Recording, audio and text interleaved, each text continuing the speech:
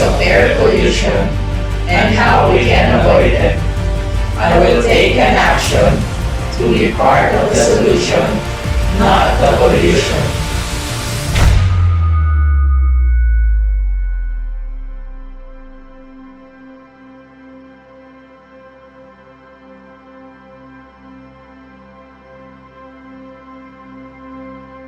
A world with clean air is a place where environmental and health sustainability starts.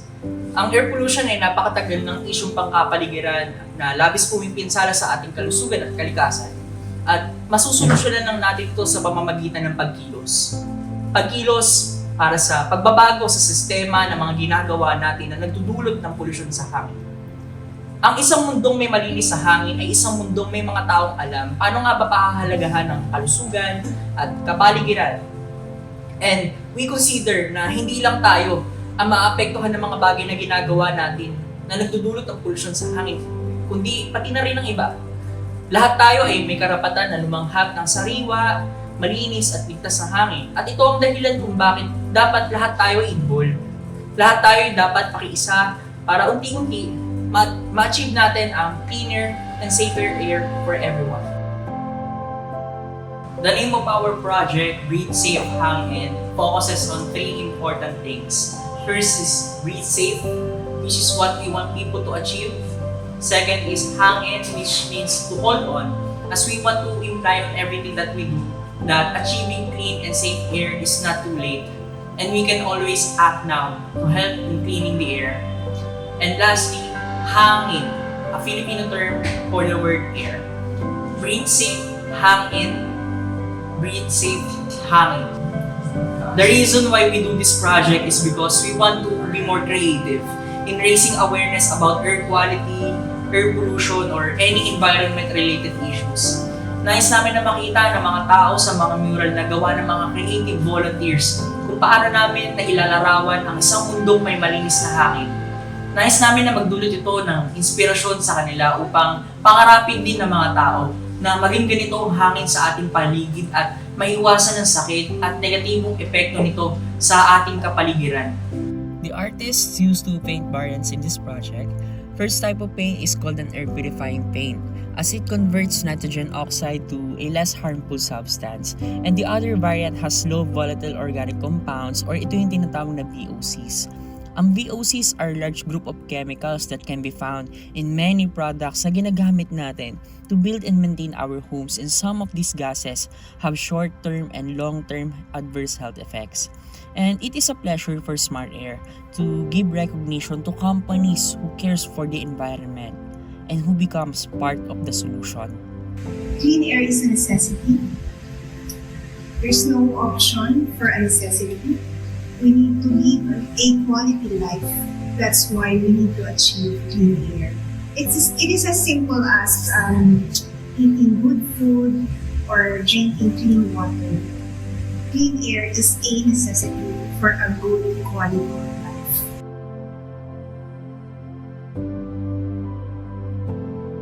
So we have come up with the designs with my amazing team, which is the Likang Uno. And the message of our artwork is to show people how to practice the breathe safe solutions.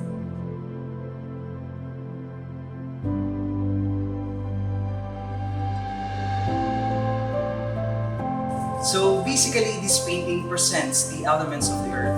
So from the land that supports every part of our existence, the air which provides us with oxygen to breathe, and the water which hydrates the environment and ensures the survival of all living beings should be protected for the betterment of everyone. Wherein everything in this world is progressively moving toward a modernized society, and there is still need for people to take steps to protect biodiversity and its clean air, as a lot of children wish for a better world to live in.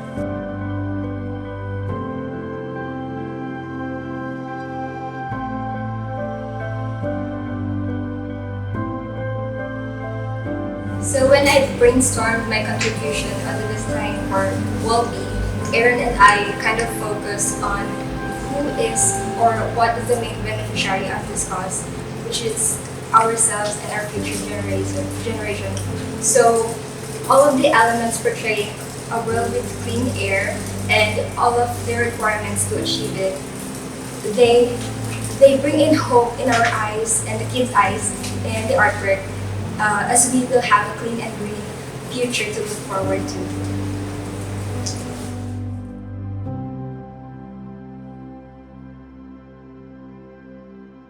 Naisipan namin gawin ang disenyong ito una-una para maipakita sa mga taong kahalagahan ng hangin sa bawat isa.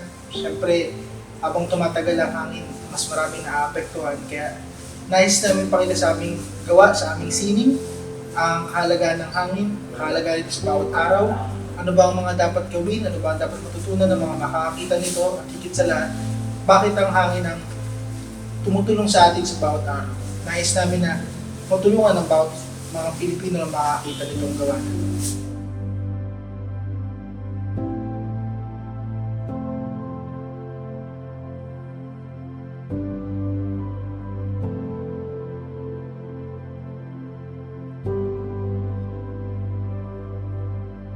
So being part of this project is actually an amazing experience because we're able to connect with other organizations that have an amazing advocacy that promotes clean air and safe environment.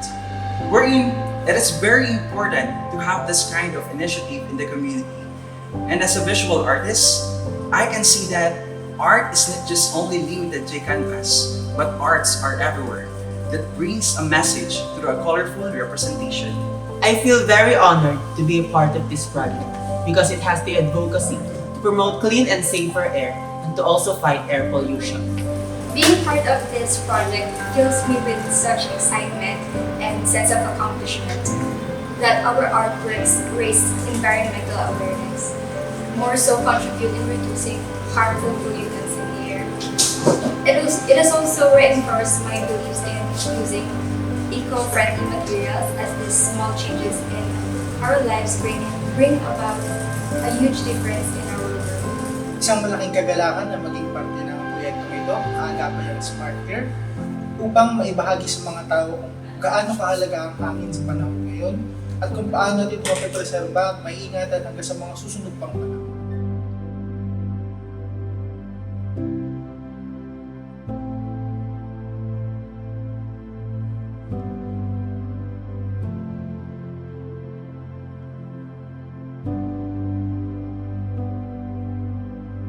To be part of the solution and not part of the pollution, mahalaga na may alam ka. Kaya, initiative ng Smart Air Philippines na mag-conduct ng clean air workshops sa various institutions and communities dahil naniniwala kami na kung alam ng bawat isa sa atin kung ano ang pollution sa hangin o sa ibang bahagi ng kapaligiran, nabibuild natin ng awareness.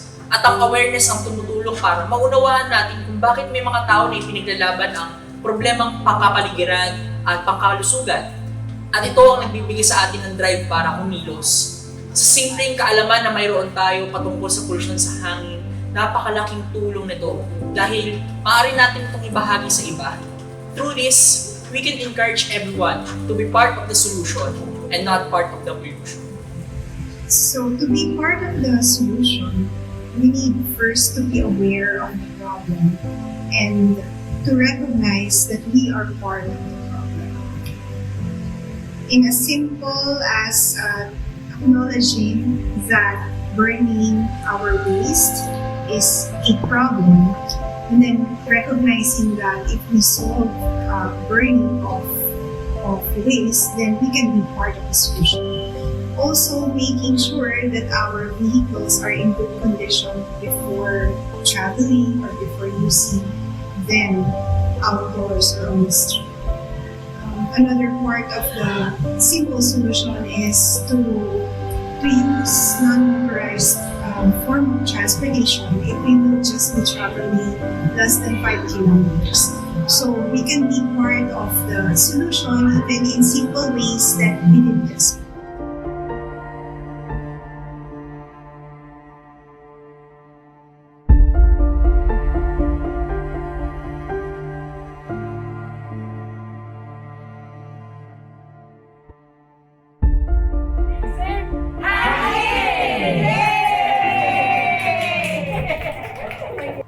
Most of us, if not all, are accountable with the air pollution problem we are facing right now. Pero ang importante is that we can act now. Let's help the environment. Let's save the earth. Let's make our earth cleaner for us and for the future generations to come. Always. Now. Always. Always. Always. Be part of the solution. Not the pollution. Be part of the solution. Not the pollution. Be part of the solution. Not the pollution. Be part of the solution. Not the pollution. Not the pollution. Be part of the solution. Not the Be part of the solution. Not the pollution.